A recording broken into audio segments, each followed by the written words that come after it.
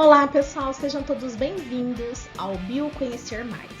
Eu sou a professora Kátia Fialho e na nossa aula de hoje nós falaremos sobre componentes químicos da célula. Se você ainda não se inscreveu em nossos canais, se inscrevam e não esqueçam de ativar o sininho para que vocês recebam as novidades dos próximos dias. A célula é a menor unidade que constitui qualquer organismo vivo. E a célula é algo dinâmico, vivo. Especialmente as células eucariontes são formadas por uma compartimentalização celular, onde cada subcompartimento é representado pelas organelas celulares. Cada organela apresenta uma função bastante importante dentro da célula e todas elas, sob influência do núcleo, coordenam todas as funções que as células possam desempenhar no nosso organismo.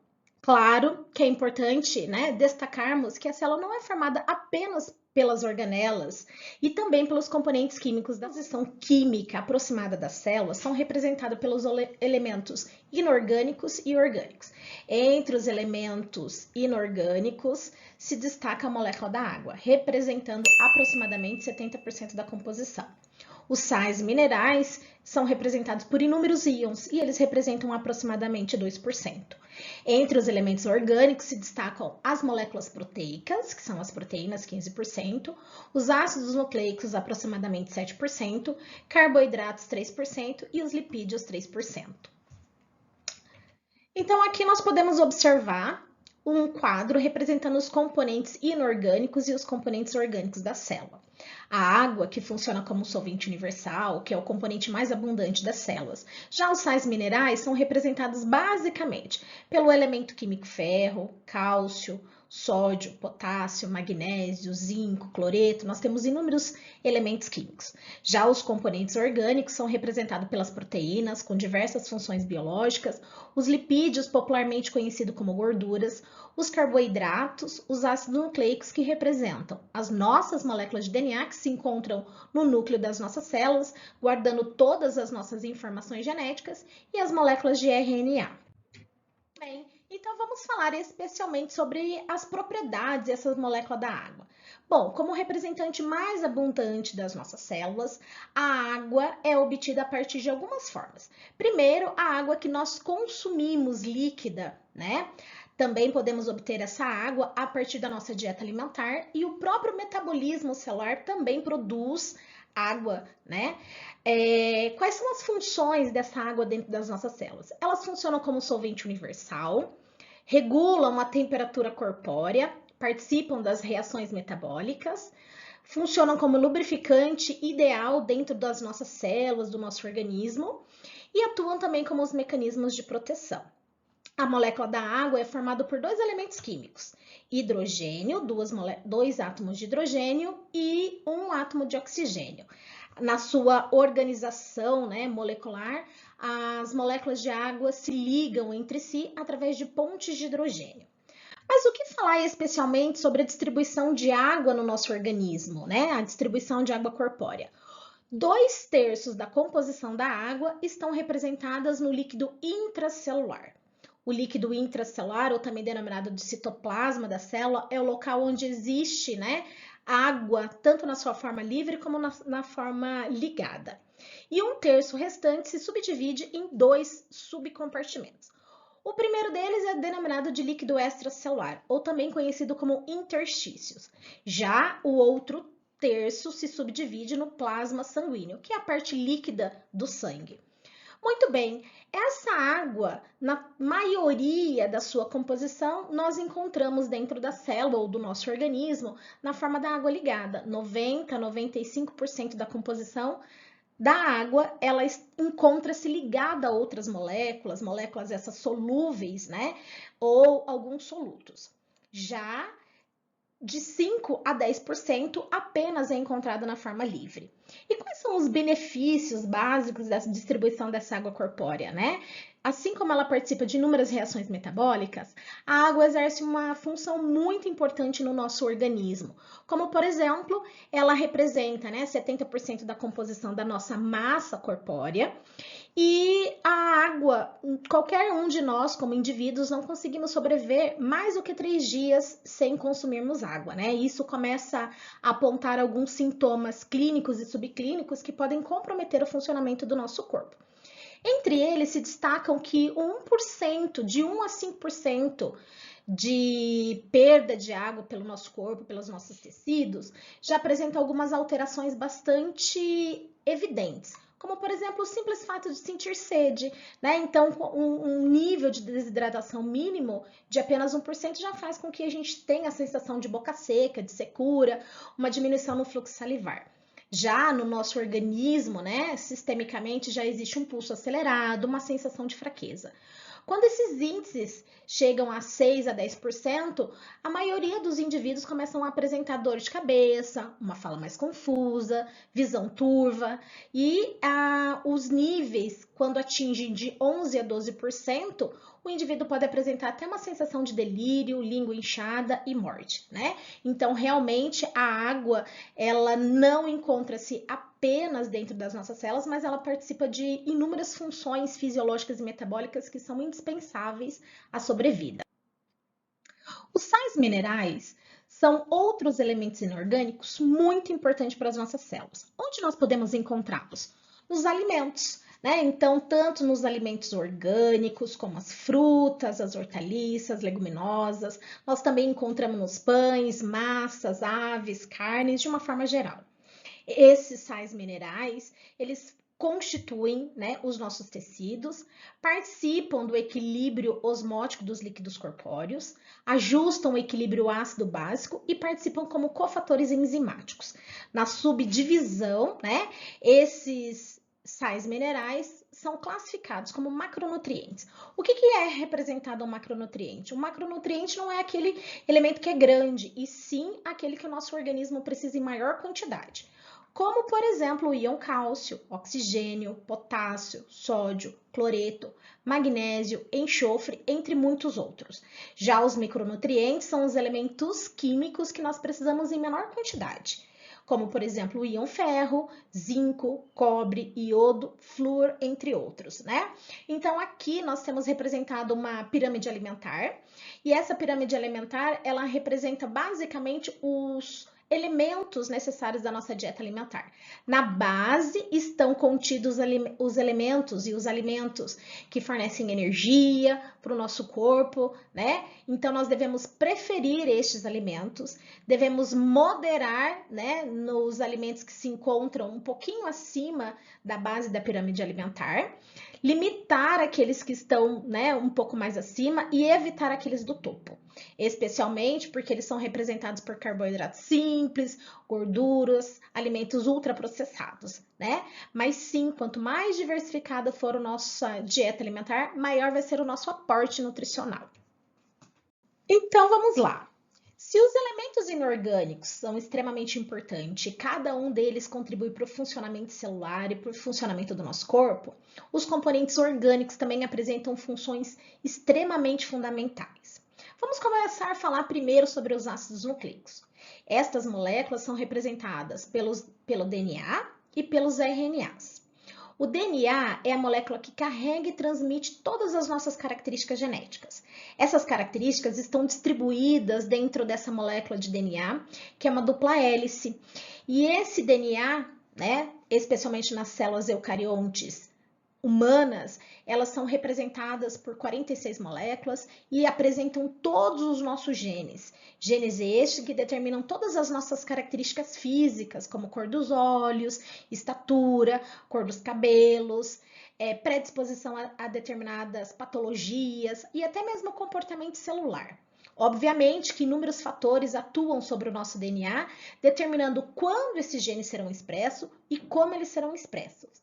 Já as moléculas de RNA, que também são a parte da nossa informação genética, eles são responsáveis pela expressão desses genes.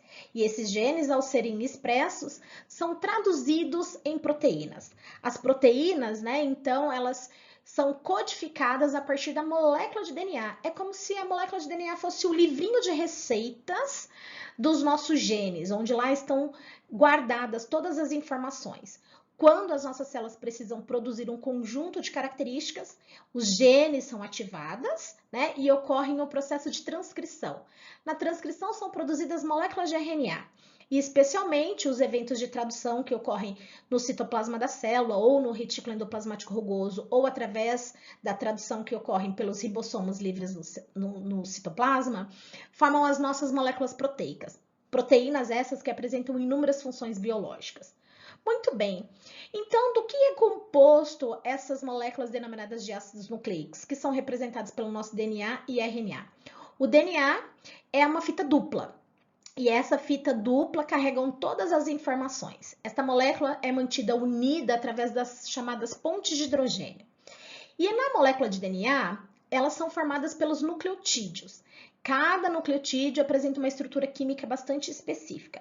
E todo o nosso código genético é representado por 4 tipos de nucleotídeo. Aquele que carrega como base nitrogenada a molécula chamada de adenina, o nucleotídeo que carrega como base nitrogenada a citosina, o nucleotídeo que apresenta guanina ou timina. Já as moléculas de RNA, que são aquelas que vão transcrever as informações, os genes e traduzir em proteínas, são formadas por fitas simples. Existem alguns tipos de RNA. Basicamente, nós temos os RNAs mensageiros, que estão transcrevendo diretamente a informação do DNA. Nós temos o RNA ribossômico, que são responsáveis pela síntese das subunidades ribossomais, e o RNA transportador. Esses conteúdos nós veremos em outras aulas e por isso não deixem de se inscrever nos nossos canais. Muito bem, e o nucleotídeo de um RNA, que é um pouquinho diferente, ele também apresenta algumas bases nitrogenadas em comum, como é o caso da adenina, citosina e guanina, porém, existe uma diferença entre esses nucleotídeos. Um dos nucleotídeos encontrados nas moléculas de RNA é o uracila e não timina. Então, basicamente, tanto as moléculas de DNAs e RNAs apresentam em comum, tá? Uma molécula chamada de nucleotídeo. Esse nucleotídeo basicamente é formado por um grupamento fosfórico, ou também chamado de grupo fosfato, ligado a uma pentose, que é um carboidrato, né? A pentose do DNA nós chamamos de desoxirribose, e a pentose do RNA nós chamamos de ribose. E a parte mais variável, né, dos nucleotídeos é chamada de base nitrogenada. E é justamente essa base nitrogenada que no DNA podem ser de 4 tipos. Ou vai ser a adenina, ou vai ser a citosina, ou vai ser a guanina ou a timina. Já o nucleotídeo encontrado no RNA, a base nitrogenada que apresenta, né, essa diferença é a uracila. Se o nosso DNA é responsável por guardar todas as nossas informações genéticas, assim que as nossas células precisam produzir qualquer característica, as nossas células vão transcrever o gene, que é a molécula de RNA mensageiro. Mas na sequência, esse RNA mensageiro precisa sair do núcleo da célula e ser transportado até o citosol ou até o retículo endoplasmático rugoso. Os 2 subcompartimentos onde existem ribossomos, que são as organelas, que realizam a síntese de proteínas. Mas para que os ribossomos possam traduzir essa mensagem e transcrever, né, toda essa informação, é preciso que existam as moléculas chamadas de aminoácidos. E de onde é que vêm esses aminoácidos? Eles são provenientes da nossa dieta alimentar. Vejam, quanto mais diversificada for a nossa dieta alimentar, fontes de proteína animal, fontes de proteína vegetal, bebidas lácteas, alimentos lácteos, maior é a possibilidade que as nossas células têm de apresentar todo o aporte de aminoácidos necessários. Por quê? Porque existem 20 aminoácidos que nós chamamos de essenciais. E esses aminoácidos não são produzidos e sintetizados pelas nossas células. É justamente por isso que nós precisamos de uma fonte de proteína ou de fonte de proteínas, para que a gente possa obter esses 20 tipos de aminoácidos. Do que é formado, então, o aminoácido quimicamente falando? Esse aminoácido é formado por um carbono central, ligado a um grupamento carboxílico, um grupamento amina, um hidrogênio e um grupo lateral. Então, a parte variável dos 20 tipos de aminoácido é justamente esse grupo lateral. Nas próximas aulas, nós falaremos também, quimicamente, né, qual a diferença desses grupos laterais. Mas o fato é que para que as nossas células possam produzir todas as proteínas com as mais diversificadas funções biológicas, é preciso que nós tenhamos um aporte grande de fontes de proteínas para que tenha aminoácidos suficientes para sintetizar todas as proteínas. Então, quais são basicamente essas funções proteicas? O nosso organismo é capaz de produzir proteínas com funções estruturais, como as próprias proteínas que participam da composição das membranas celulares, proteínas estruturais como a queratina encontrada no cabelo e nas unhas. Nós temos proteínas com funções hormonais, muitos tipos de hormônio, entre eles se destaca o hormônio insulina, que é o hormônio regulador da glicemia. Nós temos proteínas com funções de defesa, como popularmente conhecido como anticorpos, mas que são as nossas imunoglobulina, imunoglobulina A, imunoglobulina M, imunoglobulina G, né? Então, nós temos uma diversidade bastante grande de anticorpos. Nós temos proteínas com funções de resistência, como, por exemplo, o colágeno, que é a proteína mais abundante do nosso corpo, que determina o turgor dos nossos tecidos. Proteínas com funções contrácteis, como a actina, a miosina, a tropomiosina. Proteínas de transporte, como é o caso da hemoglobina, né, que transporta os gases como oxigênio até as nossas células, fundamental para o funcionamento celular, e retira todo o gás carbônico, que é tóxico, é um produto do metabolismo. E nós temos proteínas enzimáticas, que aceleram as reações químicas e permitem, então, que essas reações se processem dentro das nossas células. A partir do momento que a célula, então, tem todo esse aporte desses aminoácidos chamados de essenciais, então, o processo de tradução pode acontecer. Basicamente, no nível de organização proteico, as proteínas apresentam uma estrutura primária. Essa estrutura primária é determinada nada mais do que a ligação dos aminoácidos entre si, através das ligações que nós chamamos de ligações peptídicas. Essas ligações são as sequências de aminoácidos que foram traduzidos da informação que estava guardada lá no nosso DNA e que até então tinha sido transcrito na forma de molécula de RNA mensageiro.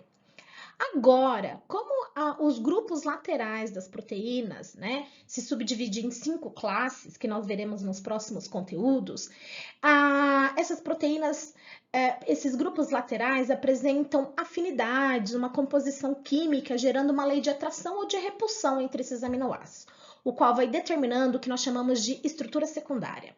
Existem basicamente 2 tipos de estruturas secundárias, as chamadas alfa-hélice, né, nesse formato helicoidal, que basicamente determina essa forma de espiral, né, que são dadas pelas aproximações das ligações existentes entre os aminoácidos, e gerando novos graus de dobramento, que determina a estrutura que nós chamamos de terciária. Então, vai promovendo o enovelamento dessa molécula proteica. Algumas proteínas, ao atingir a estrutura terciária, também desempenham já sua função biológica. Porém, muitas proteínas são dadas pela formação de mais do que uma cadeia polipeptídica, ou seja, pela união de 2 ou mais cadeias polipeptídicas, gerando assim um grupo proteico ou grupos proteicas supramoleculares, né? E aí essas proteínas, enfim, podem desempenhar as suas funções biológicas. Lembrando, né, que essa síntese de proteína, todo esse evento de tradução, ou vai ocorrer no citoplasma, porque existem ribossomos, subunidades ribossomais livres, que são capazes, né, de promover todo esse enovelamento da proteína, e outras proteínas, esse processo vai acontecer lá no retículo endoplasmático rugoso, porque eles também são organelas que podem realizar esse evento de tradução e dobramento das proteínas. Muitas, depois de adquirir a sua estrutura quaternária, ainda serão levadas até a organela conhecida como complexo de Golgi, onde ocorrerão as modificações pós-traducionais. Tá? Então, basicamente, essas proteínas, elas desempenham grandes funções biológicas. Sem as proteínas, de fato, as nossas células não existiriam, não seriam capazes de desempenhar as suas funções biológicas.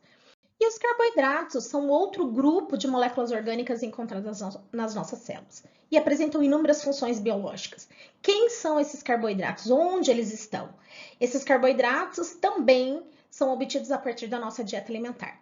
Quanto mais diversificada for a nossa dieta alimentar, representada por frutas, hortaliças, leguminosas, raízes, os pães, as massas que nós tanto gostamos, eles fornecem um aporte de carboidratos para produzir energia rápida para as nossas células.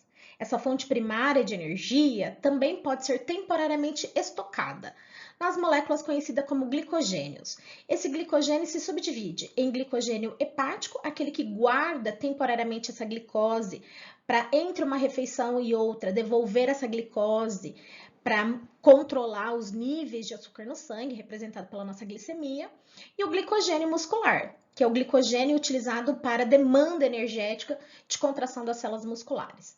Já os carboidratos com função estrutural estão presentes, na quitina e na celulose. Já os carboidratos com funções de adesão e reconhecimento celular encontram-se no glicocálice. E como componentes dos ácidos nucleicos, que são as nossas moléculas de DNA, nós temos a pentose, que é a desoxirribose, encontrada nas moléculas de DNA, que nós acabamos de ver, e o outro carboidrato, que é a ribose, encontrado nas moléculas de RNAs. E o ATP, que é a adenosina trifosfato. Muito bem, se esses carboidratos também apresentam funções tão importantes nas nossas células e, consecutivamente, no nosso organismo, esses carboidratos apresentam uma classificação geral. Na classificação geral, a menor unidade que constitui um carboidrato é chamada de monossacarídeo. Entre os monossacarídeos mais comuns encontrados, nós temos lá glicose, frutose e galactose. Esses monossacarídeos podem se ligar entre si através de ligações conhecidas como glicosídicas. E essas ligações glicosídicas unem um monossacarídeo a outro, formando lá a sacarose, O açúcar encontrado na cana-de-açúcar, esse que estão presentes nos nossos açúcares que nós consumimos. A lactose, que é o carboidrato, esse disacarídeo encontrado no leite, nos seus derivados, e a maltose. Já os oligosacarídeos são representados pela união de 3 a 9 resíduos de carboidratos e que podem ser diversificados. Várias moléculas de glicose ligadas entre si, glicose com frutose, galactose, entre muitos outros resíduos, Eu falei sobre glicose, frutose e galactose representando os monossacarídeos porque eles são mais comuns, mas existem outros grupos. E os polissacarídeos, que o prefixo poli vem de muitos resíduos de açúcares ligados entre si, muitos resíduos de monossacarídeos ligados entre si. Professora, o que representa muitos? Mais do que 10 resíduos nós já consideramos um polissacarídeo. E entre os polissacarídeos mais comuns da nossa dieta alimentar encontra-se o amido, amilopectina. A celulose é um polissacarídeo encontrado nos vegetais e os glicogênios hepático e muscular são aqueles depósitos, temporários de reserva de energia que as nossas células podem fazer, especialmente para atender a demanda metabólica de funcionamento das nossas células entre uma refeição e outra. Basicamente, na organização molecular, esses carboidratos são formados, Então, pelas funções orgânicas conhecidas como cetona, E pelos grupos conhecidos como aldeído. Então, quimicamente falando, nós temos aí duas funções orgânicas existentes nas moléculas de carboidratos. Por fim, nós falaremos como os compostos orgânicos das células, os lipídios. Esses lipídios são as moléculas também com grande importância biológica das nossas células. Vocês podem observar aqui, que eles vão além da função energética, que é se acumular no nosso tecido adiposo e fornecer energia para o trabalho árduo de atividade que as nossas células precisam executar.